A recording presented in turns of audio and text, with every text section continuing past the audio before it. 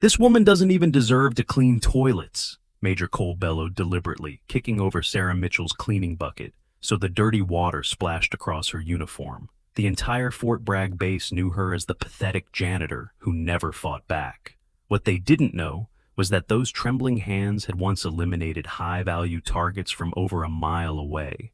They had no idea the woman scrubbing their floors was a ghost who had vanished from the most classified unit in military history. And when the truth finally surfaced, Major Cole would wish he'd never been born.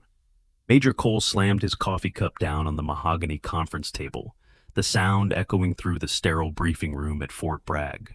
"This place looks like garbage," he barked, his cold gray eyes scanning the spotless surface that Sarah Mitchell had just finished polishing. The morning sun streamed through the tall windows, casting harsh shadows across his weathered face, as he deliberately knocked over a stack of papers, watching them scatter across the floor.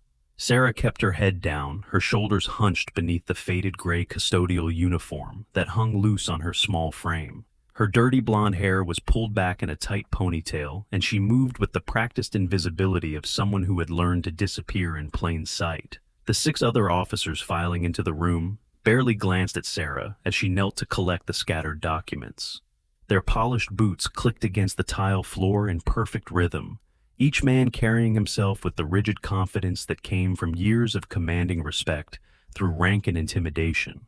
Major Cole straightened his uniform jacket, the rows of ribbons and medals catching the light as he prepared to deliver what he clearly considered a masterclass in military hierarchy. "You know what the problem with this country is?" he announced to his audience, his voice dripping with practiced authority. "We've gone soft. Started letting feelings override facts, started putting diversity over capability." His eyes locked onto Sarah's bent form as she continued cleaning, her movements steady and methodical, despite the obvious tension radiating from every line of her body. Captain Rodriguez shifted uncomfortably in his chair, exchanging a quick glance with Lieutenant Harris, but neither man spoke up as Cole continued his tirade. "Women," he spat the word, leaving his mouth like something distasteful. "They belong in kitchens and classrooms, not on battlefields or military bases. But here we are hiring them to clean our facilities because some bureaucrat in Washington thinks it makes us look progressive." Sarah's hands stilled for just a moment, her knuckles whitening as she gripped the cleaning cloth tighter, but she didn't look up. Cole noticed the subtle reaction and smiled, sensing an opportunity to demonstrate his point to his captive audience. "Hey, cleaning lady," he called out, his tone deliberately condescending. "Yeah, you with the mop. You're moving too slow. A real soldier would have this place spotless by now." The other officers watched in uncomfortable silence as Cole stood up and walked deliberately to the coffee station, where he accidentally knocked over the full pot, sending hot coffee cascading across the floor Sarah had just mopped. The dark liquid spread in a growing puddle, steam rising from the surface as it mixed with the cleaning solution she had carefully applied just minutes earlier. "Oops," Cole said with mock concern, his voice betraying not a hint of genuine remorse. "Looks like you'll need to clean that up too. Better hurry before it stains permanently." Sarah finally looked up, her blue eyes meeting his for just a brief moment, and Cole saw something there that made him pause. Not fear or submission, but a carefully controlled intensity that seemed oddly familiar. "Yes, sir," she said quietly, her voice barely above a whisper as she reached for the mop bucket. But Cole wasn't finished with his demonstration. As Sarah began cleaning up the spilled coffee, he walked over to the weapons display case that dominated one wall of the briefing room. Inside, behind reinforced glass, sat an M4 carbine that had been giving the armory trouble all week, a persistent jamming issue that had frustrated 3 different technicians and forced the cancellation of yesterday's training exercise. Cole unlocked the case with his personal key and hefted the weapon, checking to make sure the safety was engaged, before turning back to his audience with a predatory grin. "This is what real power looks like, gentlemen," he announced, running his hand along the rifle's barrel. "Precision engineering, deadly capability, the kind of tool that separates warriors from wannabes." He glanced down at Sarah, who had paused in her cleaning to watch him handle the weapon with obvious unease. "I bet our little custodian here has never even seen a real weapon before. Have you, sweetheart?" Without warning, Cole tossed the rifle towards Sarah's feet, where it landed with a metallic clatter, that made everyone in the room flinch. The weapon skidded across the wet floor, coming to rest just inches from where she knelt with her cleaning supplies. "There you go," Cole said with false generosity. "Clean that off too, while you're at it. And be careful. That's military hardware, not some toy you can afford to break." The other officers watched in growing discomfort as Sarah stared down at the weapon, her body completely still, except for the slight tremor in her hands. For a long moment, the only sound in the room was the quiet hum of the air conditioning and the distant sound of boots marching in formation somewhere outside the building. Cole crossed his arms over his chest, clearly enjoying the spectacle he had created and the obvious discomfort of his subordinates. But then something unexpected happened. Instead of simply wiping down the exterior of the rifle as everyone expected, Sarah reached out and picked up the weapon with a confidence that seemed to come from nowhere. Her small hands moved over the M4 with practiced ease, her fingers finding the magazine release and ejecting the empty clip with a smooth, economical motion that spoke of muscle memory rather than luck. The officers leaned forward in their chairs, suddenly paying attention as Sarah's entire demeanor seemed to shift before their eyes. Her shoulders straightened, her breathing became more controlled, and her movements took on a precision that was almost mechanical in its efficiency. She field-stripped the weapon in less than 30 seconds, laying out each component in perfect order on the floor beside her. Cole's confident smile began to fade as Sarah worked her hands, moving with the kind of expertise that could only come from thousands of hours of practice. She located the jammed cartridge that had been plaguing the armory technicians, extracted it with a quick twist of her cleaning rod, and began reassembling the weapon with a speed that left the room in stunned silence. The clicking of metal components fitting together seemed impossibly loud in the suddenly tense atmosphere, each sound a testament to skills that no custodial worker should possess. When Sarah finished, she performed a functions check that would have impressed a drill sergeant, testing the action and verifying that every component was working properly before engaging the safety and setting the rifle down with obvious respect for its capabilities. The silence stretched on for what felt like hours, but was probably only seconds, as every man in the room tried to process what they had just witnessed. Sarah slowly stood up, her uniform somehow looking less shabby now that she carried herself with proper military bearing, and looked directly at Major Cole for the first time since entering the room.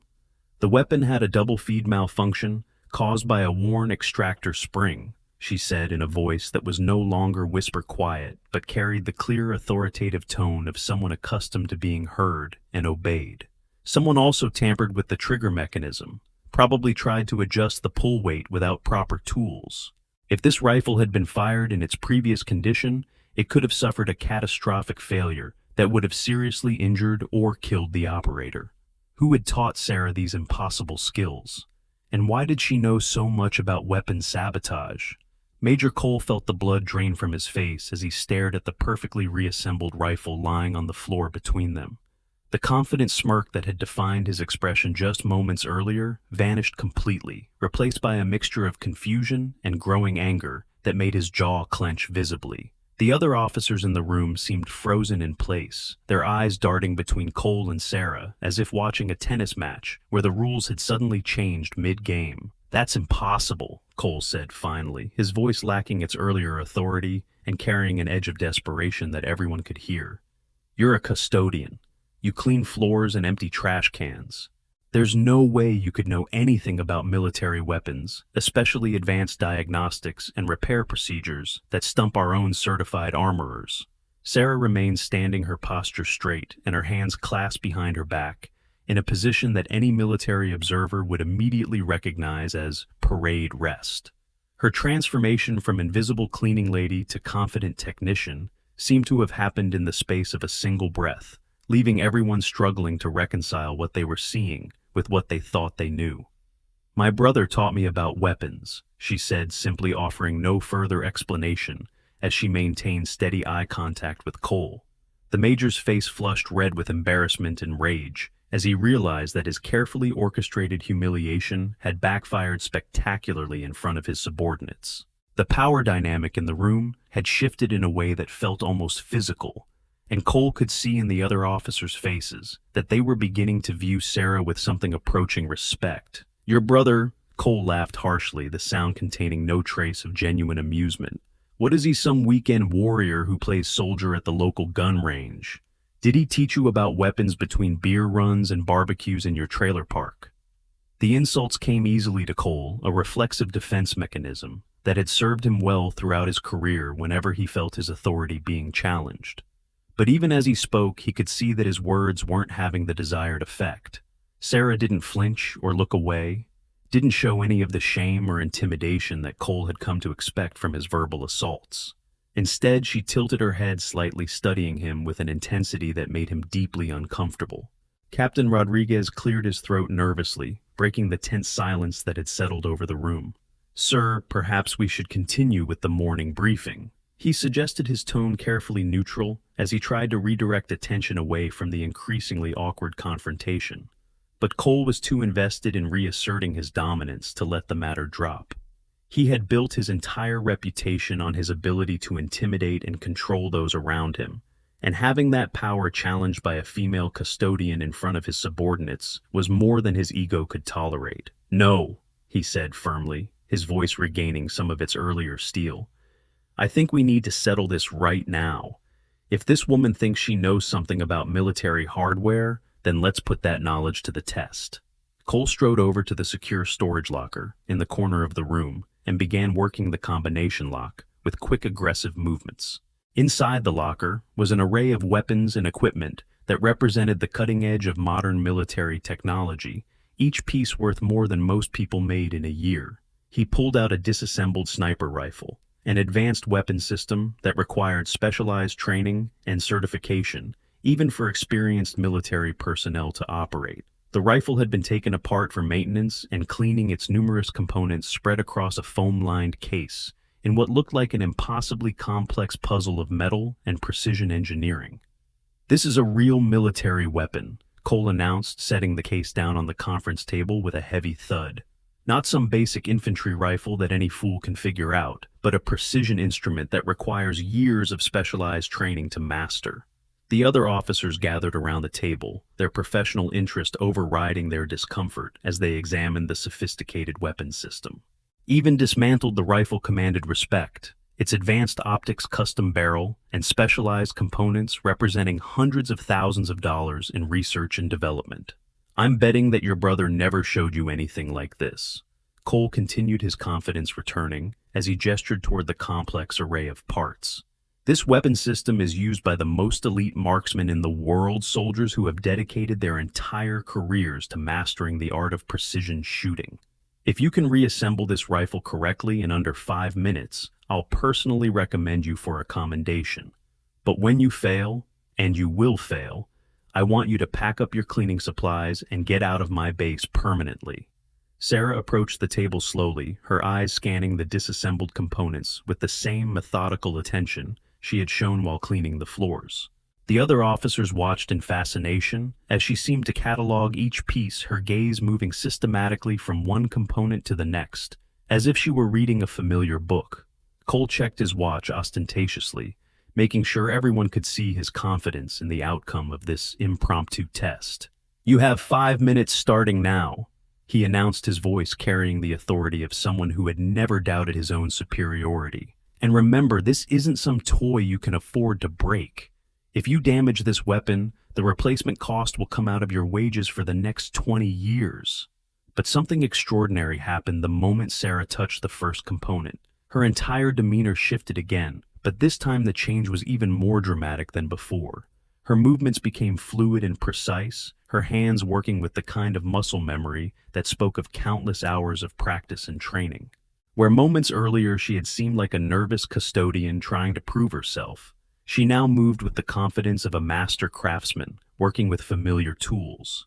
The first major assembly, the bolt and firing mechanism, came together in her hands with mechanical precision, each component sliding into place with satisfying clicks that rang out clearly in the silent room.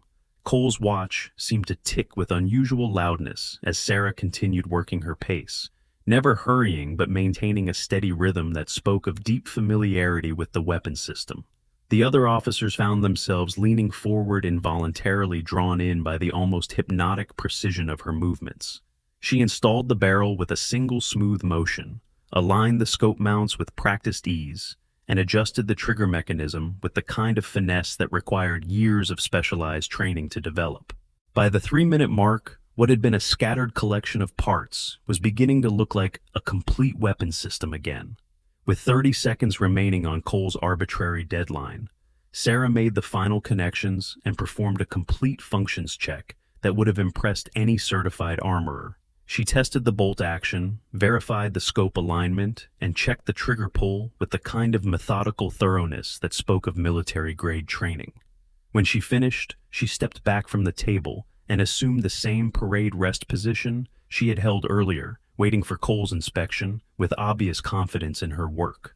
The major approached the reassembled rifle with obvious reluctance, his face pale as he realized that his gamble had failed even more spectacularly than the first test. Cole picked up the rifle and began his own inspection, checking each component with the desperate hope of finding some flaw or error that would salvage his authority. But the weapon was perfect, not just correctly assembled, but adjusted and calibrated to specifications that exceeded factory standards. The scope was perfectly aligned, the action was smooth and precise, and every component was properly seated and secured. "This is impossible," Cole whispered, his voice barely audible, as the full implications of what had just happened began to sink in. "You're just a cleaning lady. How could you possibly know how to work with equipment that most soldiers never even see?" Sarah looked directly into Cole's eyes as she delivered her response, her voice carrying a quiet authority that seemed to fill the entire room. "I served in the Navy's Special Operations Forces," she said simply, each word falling into the silence like a stone into still water. "My call sign was Ghost." The transformation was complete now. Gone was any pretense of being a simple custodian, replaced by the unmistakable bearing of a professional warrior. "And I recognize you too, Major Cole. You were the commanding officer who sent my team into Afghanistan on March 15th, 2021. But how could a custodian possess the skills of an elite special operations soldier? And what did Sarah's military service have to do with Major Cole? BD Stories exposes the most incredible hidden identities. Who do you think Sarah really is? The conference room fell into a silence so complete that the sound of breathing seemed amplified, each intake and exhale marking the seconds, as Major Cole processed Sarah's words. The color drained from his face, as if someone had opened a valve, leaving his skin with a grayish pallor that made his weathered features look almost corpse-like. "Ghost," he repeated slowly, the name seeming to stick in his throat, like something he didn't want to swallow. The other officers in the room exchanged confused glances, clearly recognizing the significance of the call sign, even if they didn't understand the full context. Special operations call signs weren't handed out lightly. They were earned through blood, sweat, and accomplishments that most soldiers could only dream of achieving. Captain Rodriguez was the first to find his voice, though it came out as barely more than a whisper. The Ghost who completed the most intensive training program in naval special operations. The first woman to graduate from the Advanced Underwater Demolition course. His questions hung in the air like smoke, each one adding weight to the revelation that was reshaping everyone's understanding of the woman they had dismissed as invisible help just minutes earlier.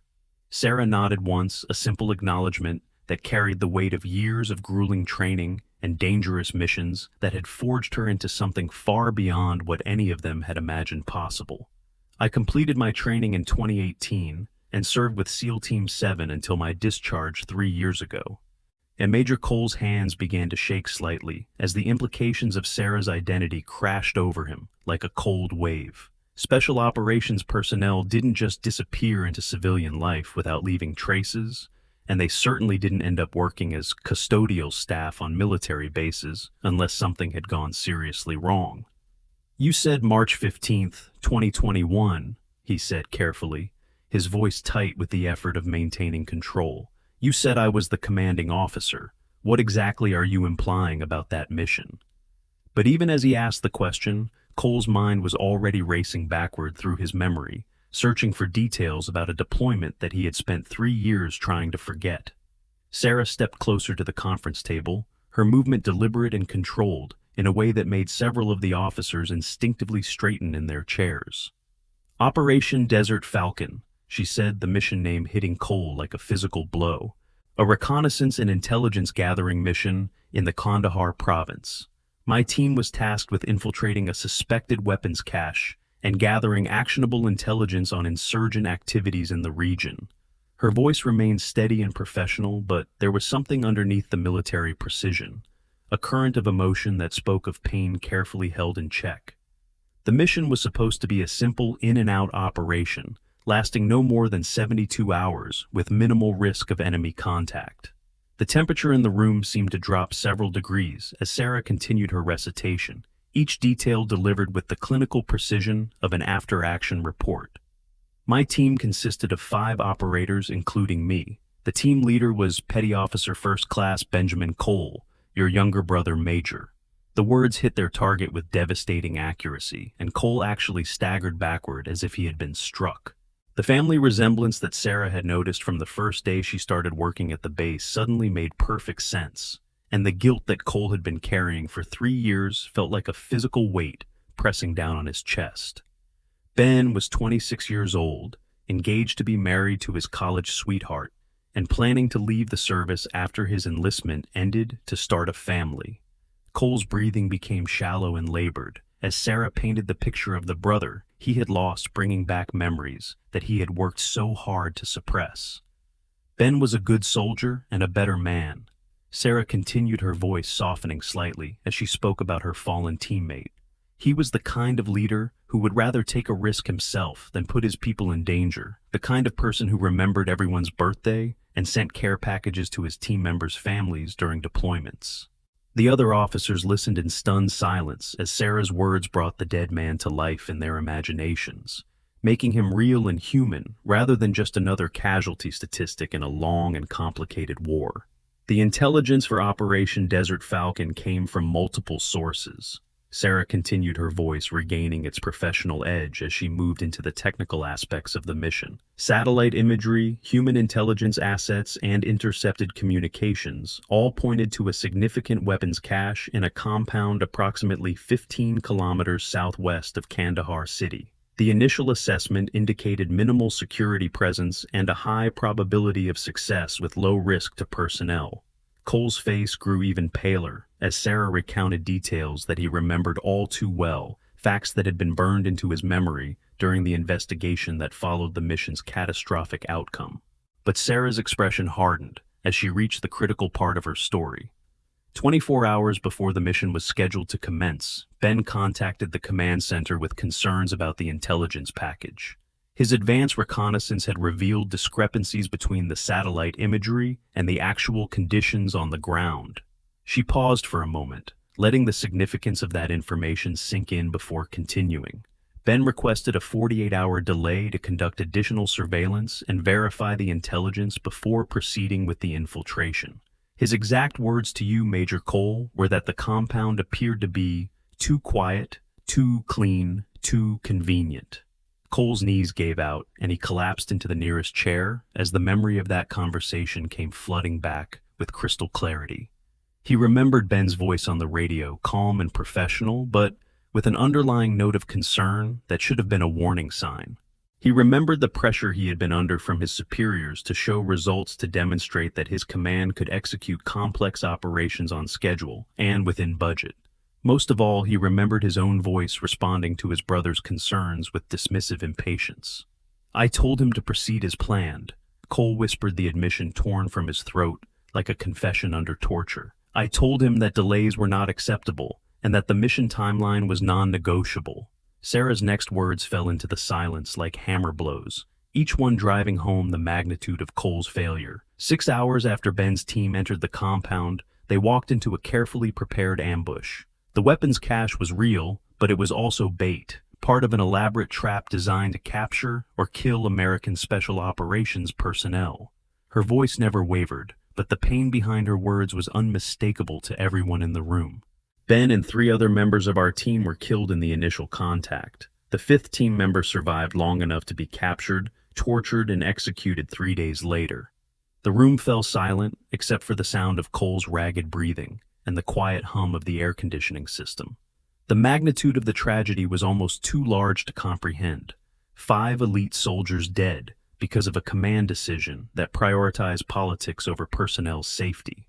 The after-action investigation concluded that the intelligence failure was the result of enemy counterintelligence operations that had been ongoing for several weeks. Sarah continued, her voice taking on the detached tone of an official report, but the investigators never had access to the full context of Ben's final communication with the command center. Sarah reached into her pocket and withdrew an older model cell phone, its screen cracked and its case showing the wear of years of careful handling. "Ben called me during the final moments of the ambush," she said quietly, holding up the device so everyone could see it. "He didn't know that my phone was set to automatically record incoming calls, a security feature I had activated months earlier for operational reasons." The implications of what she was saying hit Cole like a physical blow, and he began to shake his head in denial, even before Sarah continued speaking. Everything he said in those final moments was recorded, including his assessment of what had gone wrong and who was responsible for the intelligence failure. What terrible truth had been revealed in his final moments, and how would it change everything they thought they knew about the mission? Type betrayal? If you think there's more to this story than we know.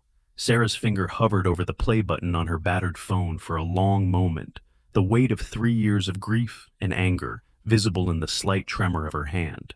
The conference room had become a tomb of silence, with even the distant sounds of military activity outside seeming to fade away as everyone focused on the small device that held the potential to destroy lives and reputations.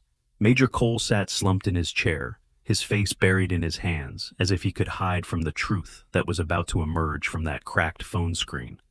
"Before I play this recording," Sarah said quietly, her voice carrying the weight of someone who had spent years deciding whether or not this moment would ever come, "I want you to understand that Ben died believing he had failed his team.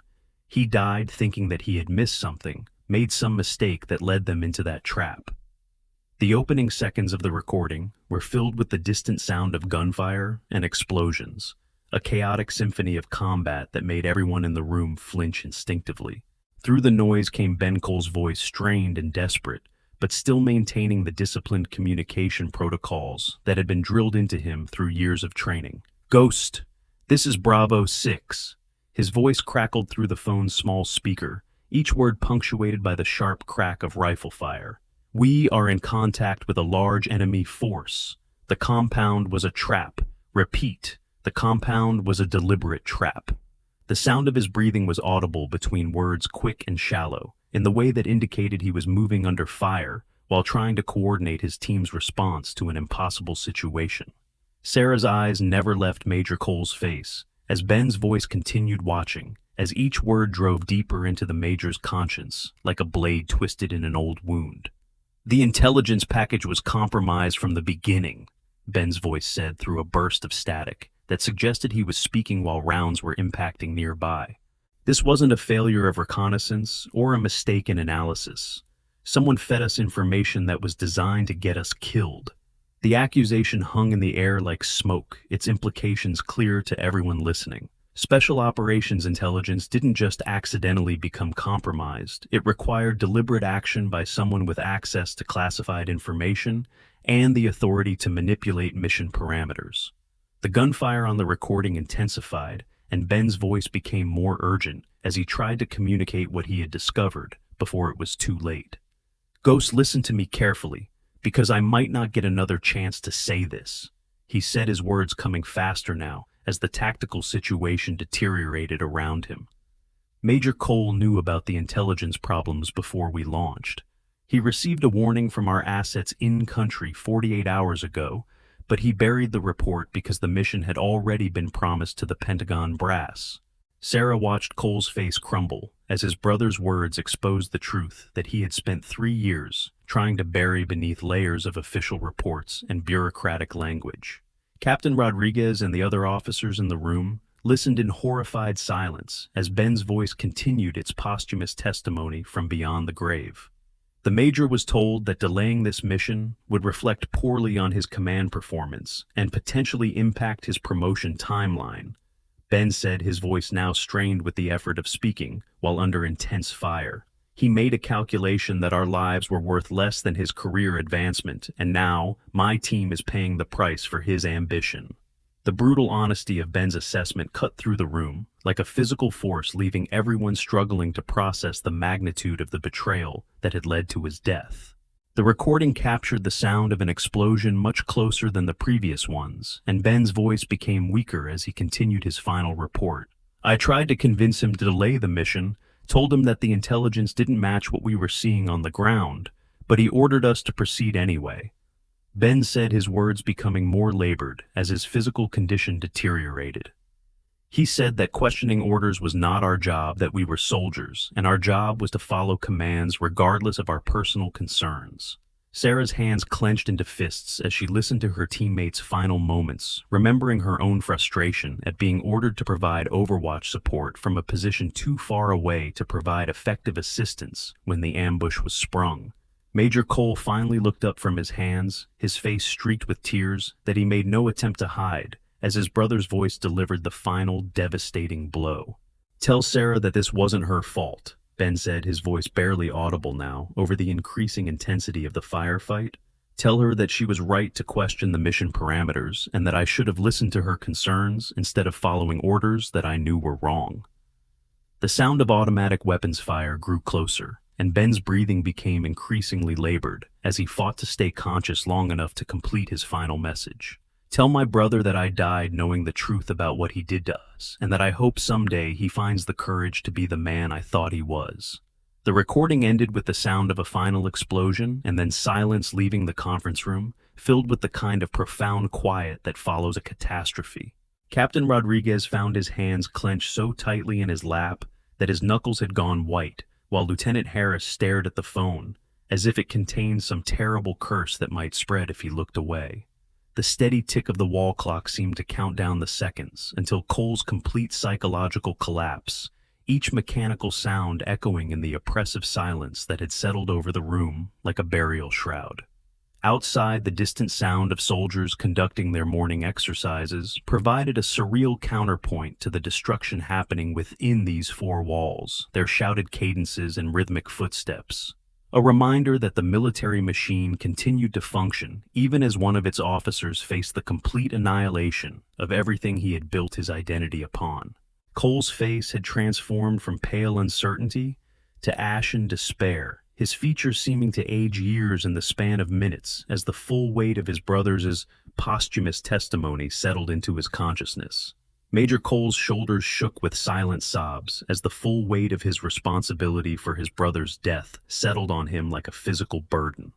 The other officers sat in stunned silence, their faces reflecting the horror of realizing that they had been witnessing not just a military tragedy, but a profound betrayal of the trust that held their entire profession together.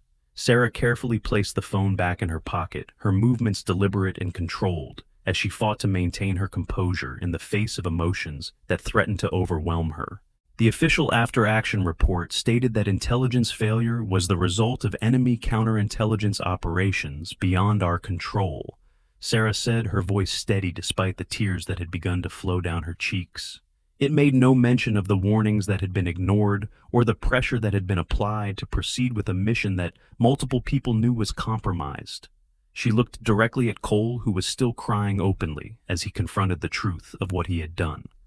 5 men died because you decided that your career was more important than their lives, and then you let their families believe that their deaths were the result of unavoidable circumstances rather than preventable command failures. Cole tried to speak several times before any words would come, his voice breaking as he attempted to justify actions that he now realized were completely indefensible. "I was under enormous pressure from my superiors." He finally managed to say his words barely audible through his tears. "The Pentagon was demanding results, and my commanding officer made it clear that any delays would be seen as a failure of leadership on my part." But even as he spoke, the words Cole seemed to realize how hollow they sounded in the face of his brother's recorded testimony. I convinced myself that the intelligence was probably accurate, that Ben was just being overly cautious because it was his first mission as team leader." Sarah's expression hardened as she listened to Cole's attempted justification, her patience for his excuses exhausted by 3 years of carrying the truth alone. You knew the intelligence was compromised because the CIA station chief in Kabul sent you a priority message, specifically warning about possible enemy infiltration of local information networks, she said, her voice cutting through Cole's self-pity like a laser. I know this because Ben told me about your conversation with him, and because I spent the last 3 years tracking down everyone who was involved in the mission planning process. The revelation that Sarah had been conducting her own investigation sent a chill through the room, making it clear that this confrontation was not the result of a chance encounter, but the culmination of a carefully planned campaign for justice. The implications of Sarah's investigation began to sink in, as the officers realized that she had been working as a custodian on the base, not out of necessity, but as part of a deliberate plan to gather evidence and confront the man responsible for her teammates' deaths. I needed to know the truth about what happened to my team. Sarah continued, her voice gaining strength as she revealed the full scope of her 3-year mission. I needed to understand how a routine intelligence gathering operation could go so catastrophically wrong, and I needed to make sure that the men who died received the justice they deserved. She looked around the room at the other officers, making eye contact with each one as if measuring their character and finding them wanting. Most of all, I needed to look into the eyes of the man who killed my brothers and make sure he understood the full cost of his ambition. What would Sarah do now that the truth had finally been revealed, and how would Major Cole face the consequences of his actions? BD Stories reveals the most unexpected plot twists. What do you think Sarah will do next? The news of Major Cole's disgrace spread through Fort Bragg like wildfire, carried by whispered conversations in mess halls and official channels that moved with the relentless efficiency of military bureaucracy. Within 72 hours of Sarah's revelation, Cole found himself stripped of his command and confined to quarters pending a full investigation by the Inspector General's office.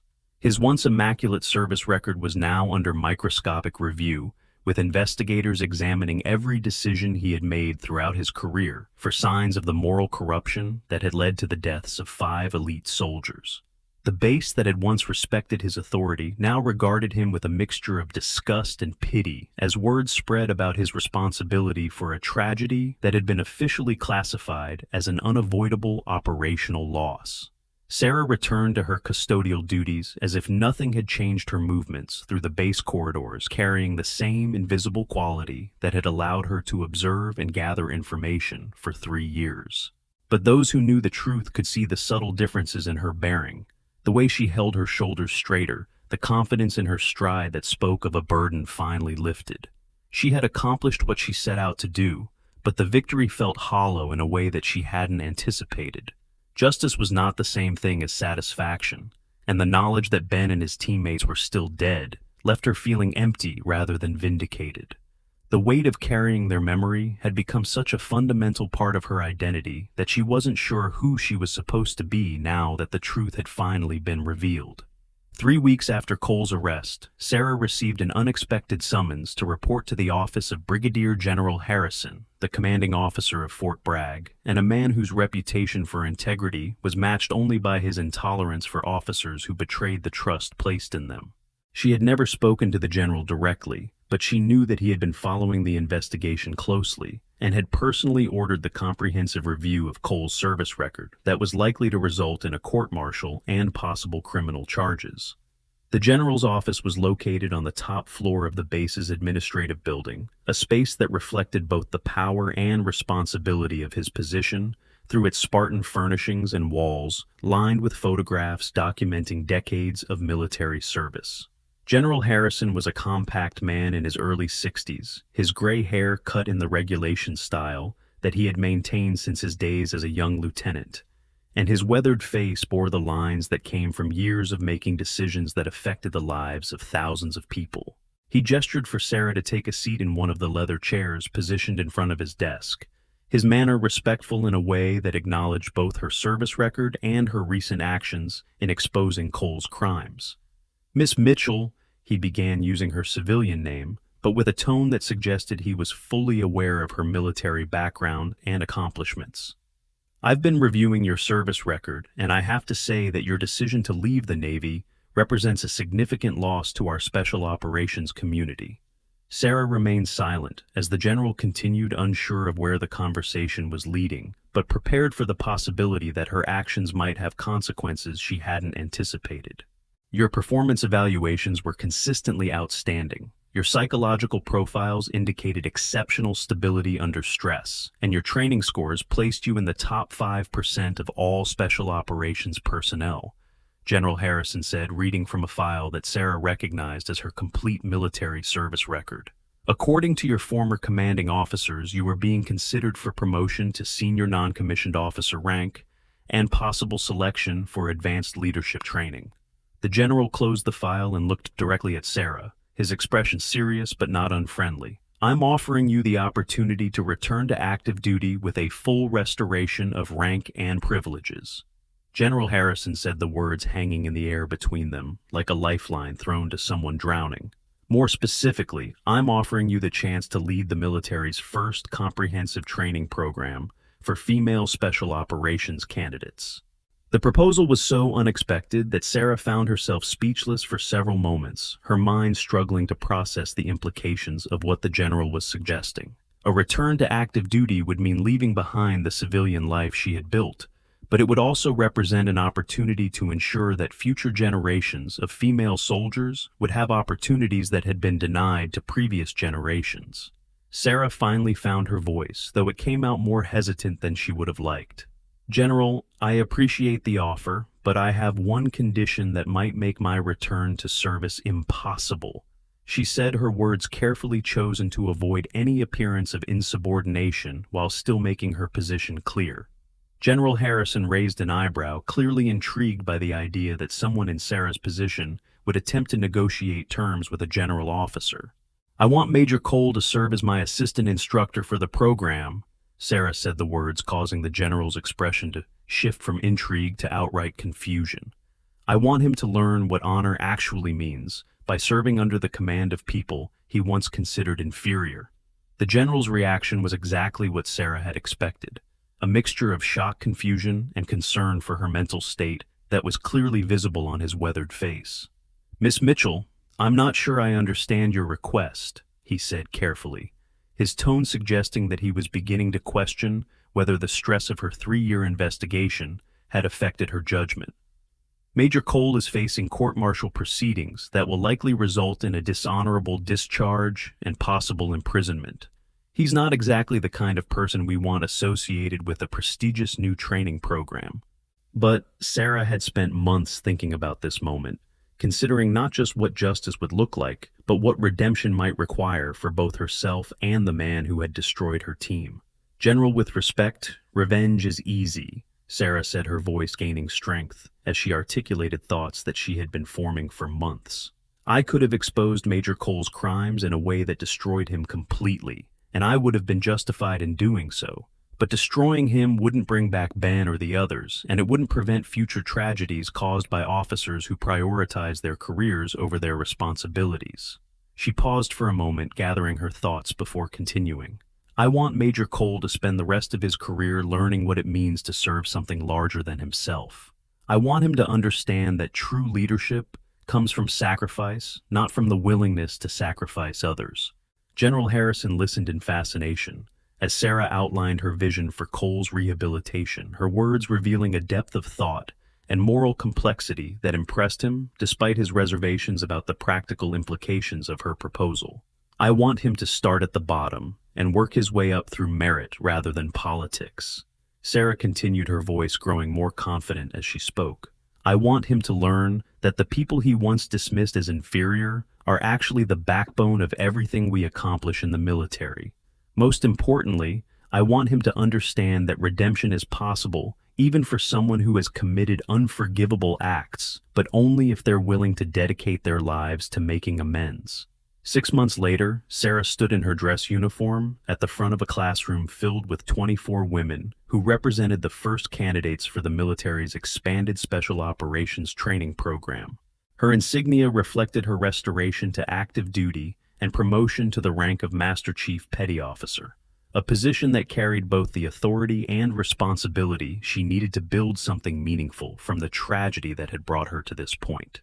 The women in her class came from diverse backgrounds and possessed varying levels of military experience, but they all shared the determination and courage necessary to succeed in a field that had been traditionally dominated by men.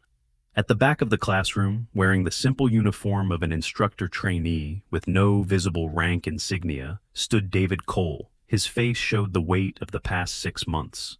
The court-martial that had resulted in his reduction in rank and formal reprimand, the divorce proceedings initiated by his wife, and the ongoing therapy sessions designed to help him understand the psychological factors that had led to his catastrophic failure of leadership. But more importantly, his face showed the beginnings of something that might eventually become wisdom, the hard-earned understanding that true strength came from serving others rather than dominating them. Sarah concluded her opening lecture by reading from a letter that Ben Cole had written to his fiancée just weeks before his death, his words serving as both inspiration and warning to the women who would follow in his footsteps. Military service is not about proving your worth to people who doubt you, she read, her voice carrying across the silent classroom. It's about developing the strength and courage necessary to protect people who can't protect themselves, and it's about building something larger and more important than any individual ambition or desire. She looked up from the letter and made eye contact with each candidate, seeing in their faces the same determination that had driven her through her own training years earlier. As the sun set over Fort Bragg, Sarah made her way to the base cemetery, where Ben and his teammates were buried beneath simple white headstones that bore their names, ranks, and dates of service. She placed 3 empty shell casings at the base of Ben's grave, a military tradition that honored fallen warriors and symbolized the final shots fired in their memory. 3 birds took flight from a nearby tree as she stood in silent remembrance, their forms disappearing into the gathering darkness as if carrying messages to places beyond her understanding. Has Major Cole truly learned the meaning of honor? And will Sarah's program create a new generation of warriors who understand that strength comes from service rather than domination? Type redemption. If you believe people can truly change, or revenge if you think Sarah is still planning something. If this story moved you, hit that like button to help others discover it. And if you believe in supporting powerful storytelling that reveals the extraordinary in the ordinary, consider leaving a small donation to help us bring you more incredible true stories like this one. Until next time, remember, you never know who might be walking among you in disguise. See you in the next story.